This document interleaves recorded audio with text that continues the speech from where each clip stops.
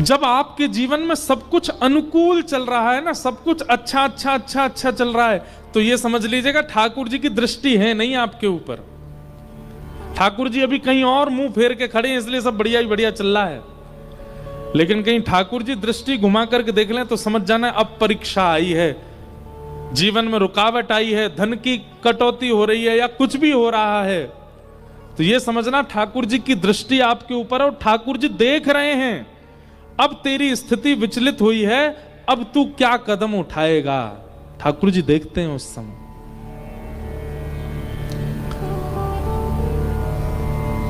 अनुकूल परिस्थिति में आप क्या करते हो इससे फर्क नहीं पड़ता, पर प्रतिकूल परिस्थिति में आपके निर्णय कैसे होते हैं उससे ठाकुर जी रीझते हैं।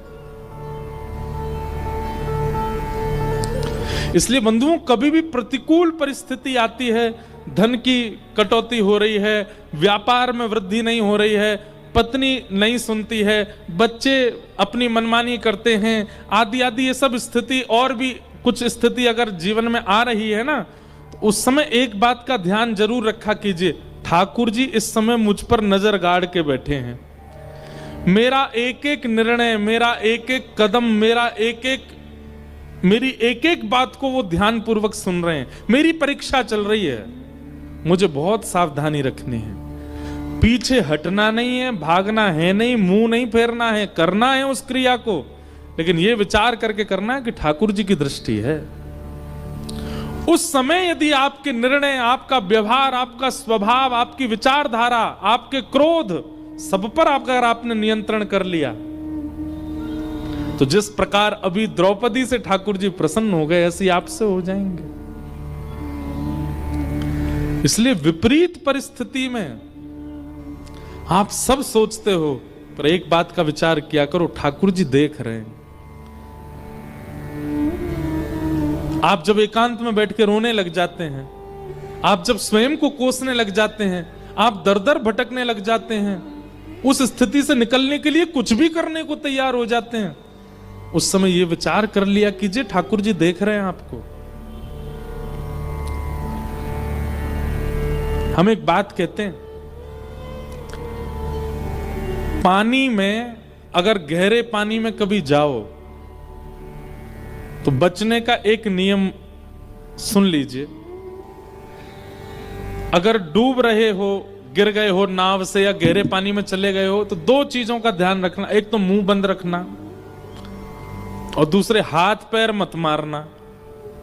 हाथ पैरों को ढीला छोड़ देना, मुंह बंद कर लेना, आप अपने आप ऊपर आ जाओगे, डूब ही नहीं पाओगे।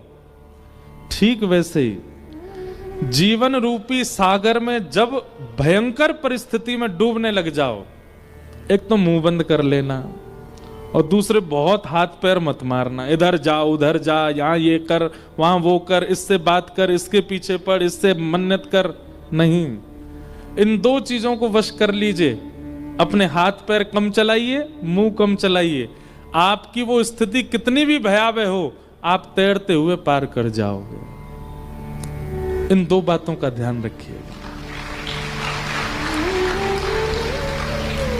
द्रौपदी का आज निर्णय सुनकर के भगवान इतने प्रसन्न हो गए, भगवान ने द्रौपदी को द्रौपदी कहा ही नहीं, नाम ही बदल दिया द्रौपदी का। निरीक्ष कृष्णापकृतं गुरु सुतम, भागवत जी में यहां आया है, द्रौपदी का नाम ही बदल गया। क्या? कृष्णा। क्या नाम हो गया? भगवान का नाम कृष्ण और द्रौपदी का नाम कृष्णा। कृष्णा जो है ना, स्त्रीलिंग शब्द है, कृष्ण ये पुल्लिंग शब्द है, ये ठाकुर जी का नाम है। ठाकुर जी का नाम कृष्णा नहीं है, ठाकुर जी का नाम कृष्ण है। निरीक्ष कृष्णापकृतम गुरु सुतम, ठाकुर जी ने उसको अपना नाम दे दिया कृष्णा। और ठाकुर जी कह रहे हैं मैं दया का देवता, ये दया की देवी है। अत्यंत प्रसन्न हो गए भगवान द्रौपदी से। आप सुख की घड़ी में, अच्छे समय में क्या करते हैं, ठाकुर जी कई बार आपको नहीं देखते, लेकिन आपकी विषम परिस्थिति में ठाकुर जी एक एक चीज मॉनिटर करते हैं आपकी। आपका व्यवहार कैसा है, आपका स्वभाव कैसा है, आपकी विचारधारा कैसी है, आपकी वाणी कैसी है विपरीत अवस्था में। बालक स्वस्थ हो, धूल में खेले, रोड पर चला जाए, मित्रों के साथ खेले, कोई दिक्कत नहीं, माता पिता को चिंता नहीं होती। पर बालक को खांसी जुकाम हो जाए, बुखार हो जाए, मां 24 घंटे उसके आगे पीछे घूमती रहती है, एक एक बार उसको थर्मोमीटर लगा के देखेगी, बार बार उसकी नब्ज देखेगी, सिर पर पट्टी रखेगी, बार बार दृष्टि डालती है मां। ठीक वैसे ही आपकी विषम परिस्थिति में ठाकुर जी देखते ही रहते हैं और परखते हैं कि आपका स्वभाव, व्यवहार, वाणी कैसी है उस समय। क्योंकि अनुकूल परिस्थिति में तो सब अच्छा बोलते हैं, प्रतिकूल में जो अच्छा बोले वो श्रेष्ठ है।